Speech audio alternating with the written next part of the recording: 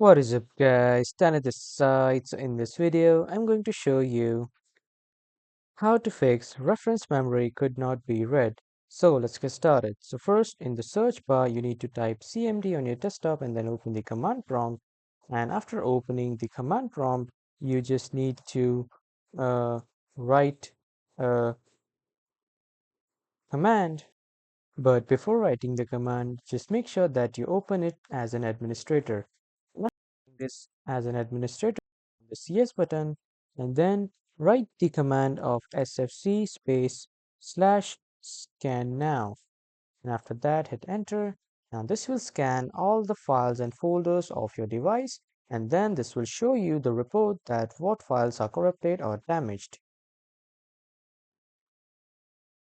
But if the issue still persists, you just need to come to the search bar again and then type services. And after clicking on services, you just need to go to the game input settings, wherein you will find it here, game input service. Click on this and then make sure this is selected to disabled from manual, and after that click on apply and OK.